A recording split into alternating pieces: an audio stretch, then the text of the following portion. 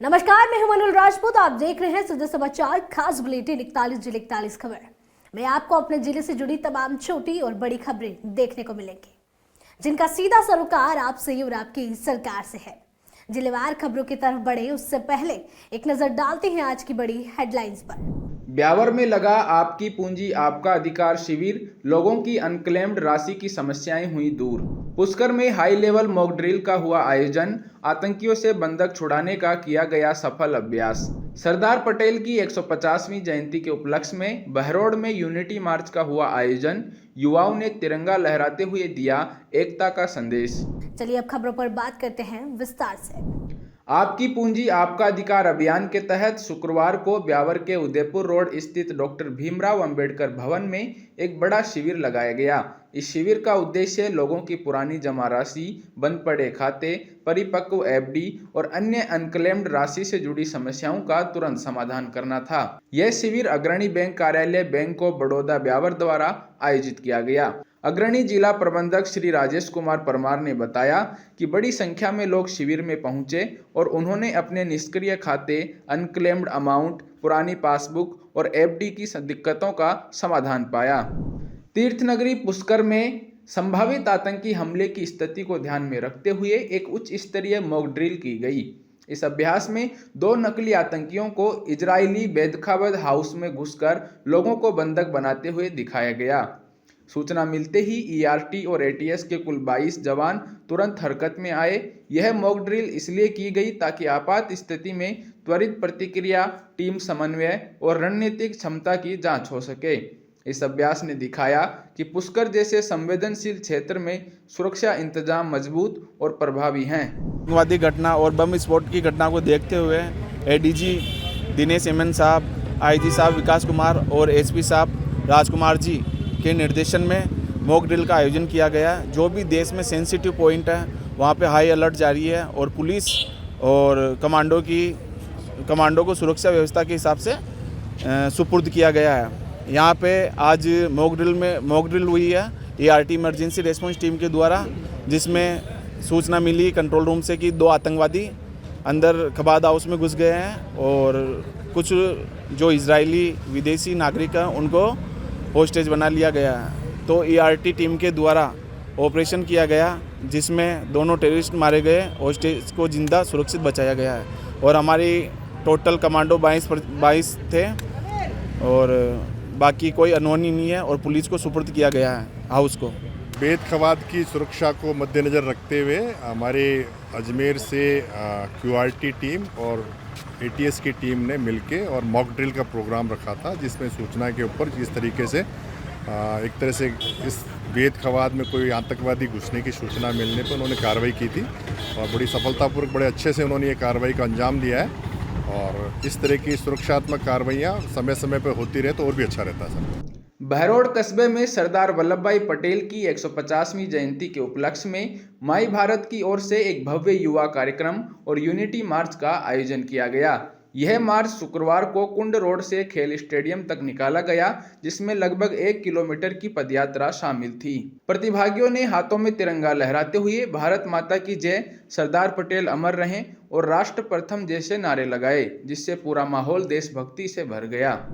भारत निर्वाचन आयोग के निर्देश पर जिले में चल रहे विशेष गहन पुनरीक्षण अभियान को प्रभावी तरीके से लागू करने के लिए जिला प्रशासन ने विभिन्न विभागों में अच्छा समन्वय बनाया है। जिला निर्वाचन अधिकारी और जिला कलेक्टर श्री उत्सव कौशल के निर्देशन में आंगनबाड़ी कार्यकर्ता बूथ लेवल अधिकारियों की घर घर सर्वे में सक्रिय मदद कर रही हैं। इसी सहयोग से सर्वे और फॉर्म भरने का काम तेजी से आगे बढ़ रहा है। जिला निर्वाचन कार्यालय ने जनता से अपील की है कि जब भी बीएलओ या आंगनबाड़ी कार्यकर्ता सर्वे के लिए घर पर आएं तो परिवार के सभी सदस्यों की सही जानकारी दें, खासकर उन युवाओं की जो 1 जनवरी 2026 को 18 वर्ष के होने जा रहे हैं।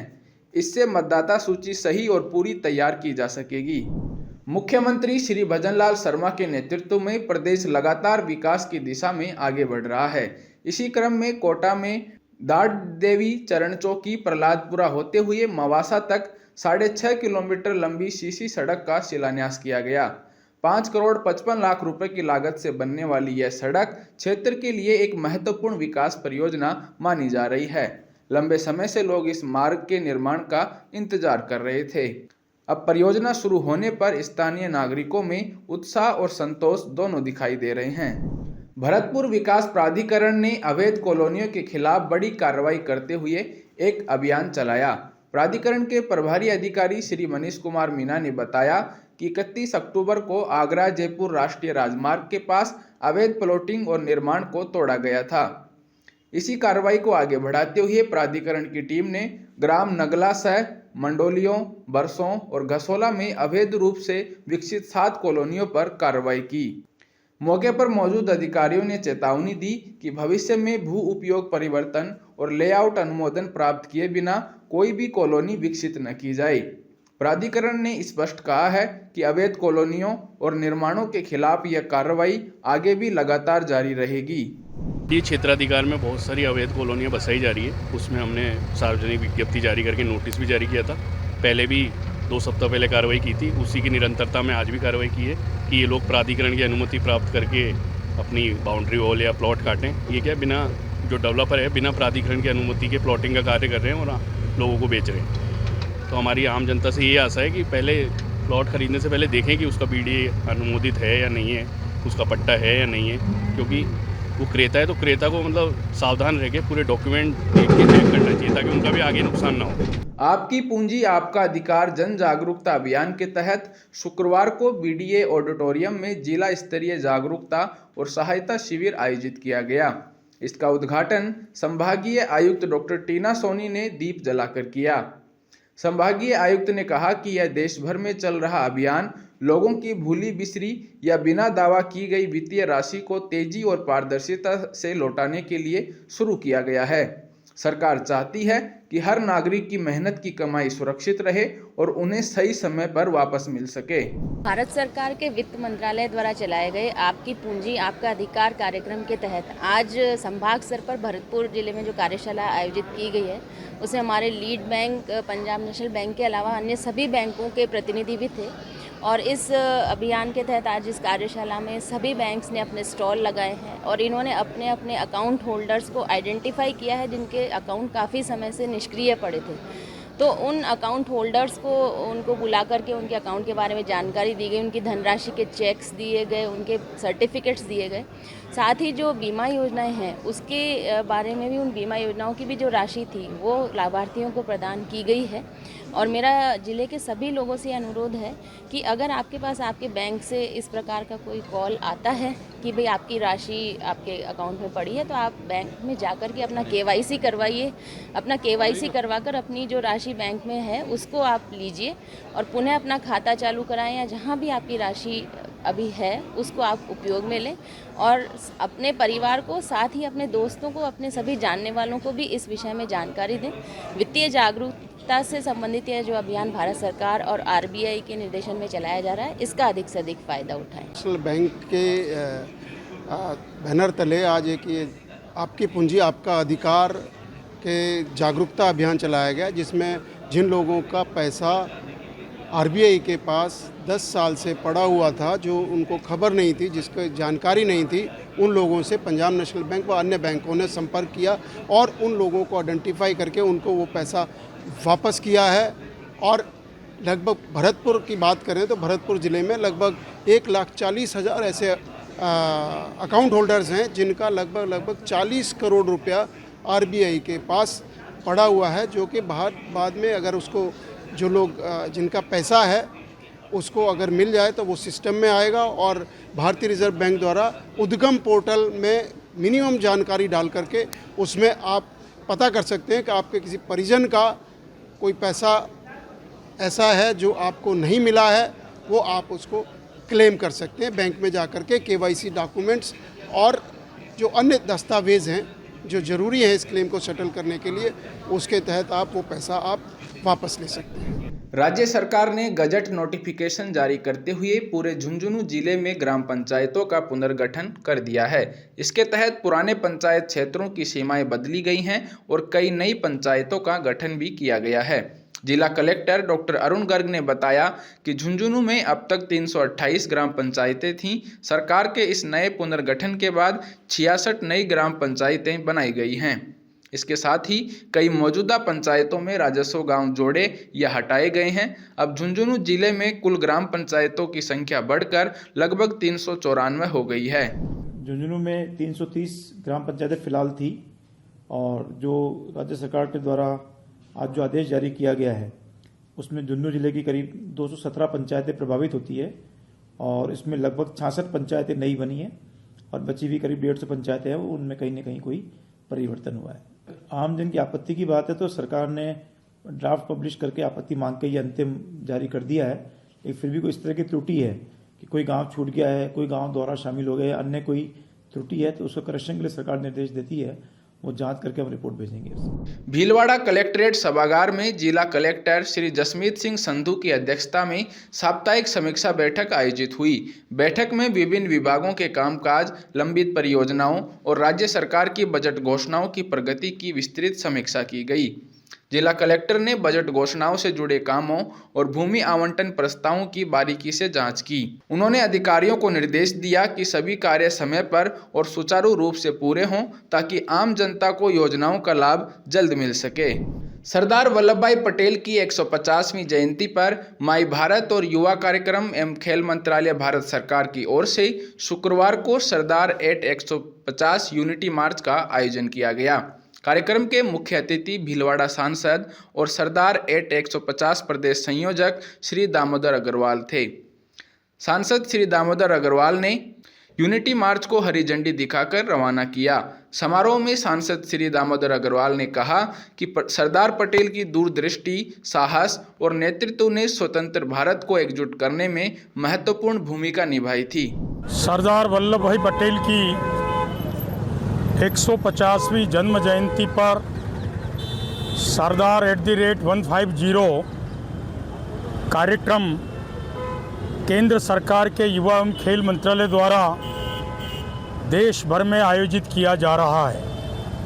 इस कार्यक्रम में सभी देशभक्त संगठन, स्काउट गाइड, बच्चे इत्यादि मिलकर अनेक कार्यक्रम का आयोजन कर रहे हैं। उसमें एकता मार्च, यूनिटी मार्च, निबंध प्रतियोगिता, वाद विवाद प्रतियोगिता, क्विज प्रतियोगिता, सांस्कृतिक कार्यक्रम, डॉक्यूमेंट्री ऑन सरदार पटेल, इस प्रकार के कार्यक्रम के माध्यम से आम जन को और आने वाली पीढ़ी को, हमारे युवा बच्चे बच्चियों को सरदार पटेल के उस महान व्यक्तित्व से अवगत कराना है जिसमें उन्होंने देश के गृह मंत्री रहते हुए देश की आज़ादी के समय 550 से ज़्यादा रियासतों को अपने दम पर अपनी मजबूती से लौह पुरुष की संज्ञा प्राप्त करते हुए पूरे देश को जिसने एक कर दिया, ऐसे महापुरुष को सम्मान देने के लिए केवड़िया में स्टैचू ऑफ यूनिटी, विश्व की सबसे बड़ी प्रतिमा का स्थापना की गई। अब देश भर में कार्यक्रम हो रहे हैं और अब प्रत्येक जिले से चयनित युवा केवड़िया जा रहे हैं। वहाँ सरदार पटेल की जन्मभूमि से केवड़िया स्टैचू तक 150 किलोमीटर 10 दिन की यात्रा करेंगे। रोज उस यात्रा में सेलिब्रिटीज शामिल होंगी और अंत में देश के प्रधानमंत्री वहाँ पहुंचकर उन नौजवानों की हौसला अफजाई करेंगे। मैं आज के इस दिन जब सरदार पटेल की जयंती का समय है, सबसे आग्रह करता हूँ कि समाज के आम जन में सरदार पटेल के उज्जवल जीवन को, उनके चरित्र को आने वाली पीढ़ी के सम्मुख रखें, उन्हें अजर अमर बनावें, भारत में किए गए उनके योगदान को नमन करें। हम सब आज के दिवस पर सरदार पटेल को बारंबार नमन करते हैं। आज हमारे देश के लौह पुरुष, आज़ादी के महानायक माननीय सरदार वल्लभ भाई पटेल साहब, उन्होंने जो देश की एकता और अखंडता के लिए जो कार्य किया वो अद्भुत है। 565 रियासतों का एकत्रीकरण असंभव था। वो संभव क्या था? वो आपकी एक कुशल नेतृत्व, दृढ़ निश्चय, देशभक्ति, देश प्रेम से संभव हो पाया और निष्काम सेवा से। तो आज उन्हीं के प्रेरणा के रूप में एकता रैली का रखा गया आयोजन। पिछले 2 माह तक चलेगा ये। 18 अक्टूबर से स्टार्ट हुआ, 6 अक्टूबर से और 6 दिसंबर तक चलेगा। तो एक संदेश देने के लिए कि हम सब ऐसे महापुरुष से प्रेरणा लें और उनका जैसा जीवन हो, और आज हमें देश को ऐसी ज़रूरत है, तो बस उन्हीं की स्मृति में और उनसे प्रेरणा के लिए ये एकता रैली का आयोजन किया गया।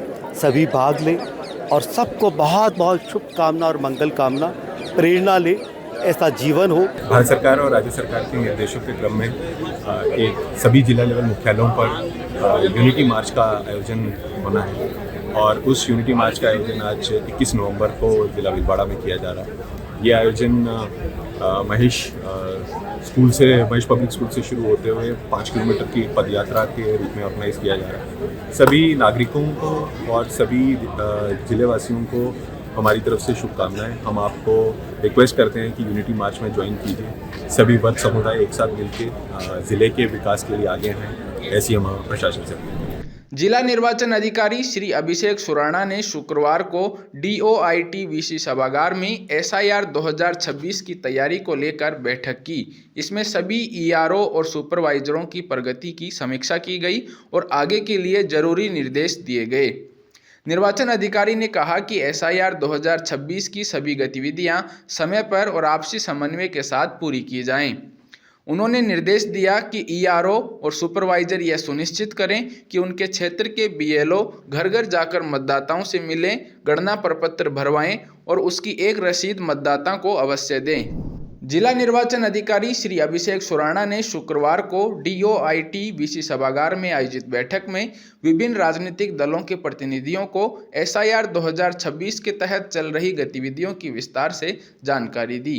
उन्होंने कहा कि SIR 2026 का मुख्य उद्देश्य मतदाता सूची को शुद्ध, अद्यतन और दोहराव रहित बनाना है, जिसमें राजनीतिक दलों का सहयोग अत्यंत महत्वपूर्ण है। श्री सुराणा ने बताया कि जिले के सभी विधानसभा क्षेत्रों में SIR 2026 के अंतर्गत गणना चरण सुनिश्चित रूप से प्रगति पर है।